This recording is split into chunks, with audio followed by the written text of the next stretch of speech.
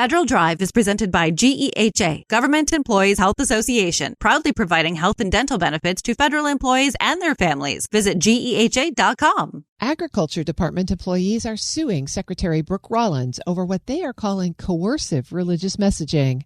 The lawsuit comes in response to an Easter message that Rollins sent to 100,000 department employees. Plaintiffs say her email implies an in-group religion at USDA and that those who don't agree may face negative consequences. Here with more is Federal News Network's Drew Friedman. Drew, thanks for joining me. Nice to be with you, Terry. What kinds of messaging has Secretary Rollins been sending out? This is something that has built up over time. If you look back to about the summer of last year, that's when Secretary Rollins began sending out these mass messages to USDA employees. The plaintiffs in the lawsuit say that the earlier messages were more non-denominational and a little bit less intense. So, for example, there was a July 4th message where there was a quote in the email saying that may God continue to protect the United States. And then in one sent on Thanksgiving from Rollins, she talked about a gratitude towards a loving God. But then later messages from Rollins showed what the plaintiffs described as an escalating pattern of religious messaging, where she starts using terms like we and our, in a way implying, according to the lawsuit, that there's, some sort of in-group religion, as you mentioned, versus those who might be out or excluded from the type of messaging that she's portraying here. Some of this sounds like what we hear political leaders say all the time. So what are the plaintiffs arguing in this new legal action? Is there a place where these messages cross a line? They are saying that the messages, especially the one that was sent on Easter, does cross a line and in a way implies that those who don't share in Rollins' religious views might be subjected to negative consequences. In the lawsuit, they're specifically alleging violations of the First Amendment as well as the Administrative Procedure Act.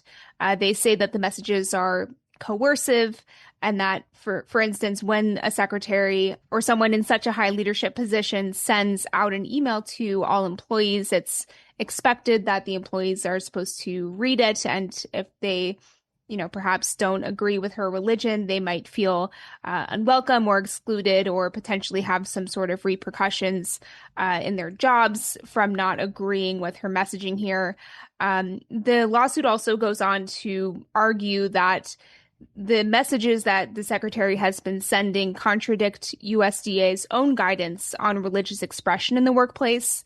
There was guidance last November where the department said that USDA officials cannot use authority to pressure subordinates when it comes to religious messaging, and that if employees are having religious conversations, are asked to stop, they must stop. So there's, some questions here about does her messaging, especially this latest message from Easter, does it cross a line with employees, especially given her level of authority at the department? Have plaintiffs articulated an impact on the employees themselves? Some of the plaintiffs in the lawsuit did describe their personal experiences with these messages. So, for instance, one of the plaintiffs says that she asked to be removed from the USDA email distribution list because of the religious language, and she was told that her request was not possible.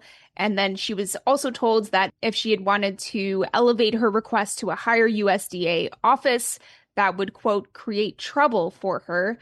So that was some concerning language for that plaintiff. And then a separate employee who is involved in the lawsuit says that she felt pressured to pretend that she is Christian if she wants to advance her career at USDA. So it seems like the general feeling here is that it goes beyond simply a religious expression, and it's sort of pushing or coercing a specific religion or specific message onto employees who may or may not disagree with what's being said. Drew, the Trump administration has been trying to advance, if we could use air quotes, a Christian agenda across a number of fronts. How does this fit in with that broader agenda? There has been a lot of talk and a lot of, pushing of religious expression and the promotion of that freedom in the federal workplace specifically.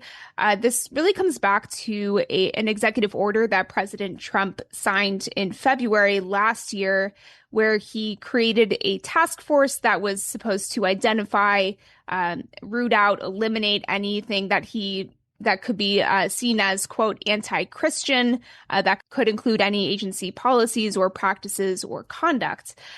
Since that executive order was released, the Office of Personnel Management has followed up with more detailed guidance, essentially saying that federal employees really should be allowed to express their religion at work as long as it doesn't interfere with day-to-day work or operations. They've also encouraged agencies to grant telework exemptions to federal employees if they are wanting to celebrate a religious holiday or for other religious purposes. So there's, definitely this push to have religious expression in the workplace.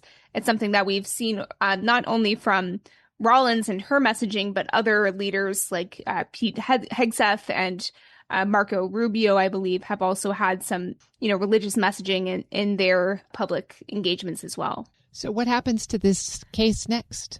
Well, it was just filed recently, so it's, as any lawsuit, it may take a while for us to see any changes here, but essentially what these employees are trying to accomplish is to get the secretary to stop sending these messages out. The agency, USDA, did not want to comment on the pending litigation, so it's not really clear what the next steps will be, but it's something that, these employees have raised serious concerns about, so I'd imagine we'll see some developments in the months ahead. That's Federal News Network's Drew Friedman. Drew, thanks for this story. Absolutely. Thanks, Terry. You can find all the details at federalnewsnetwork.com.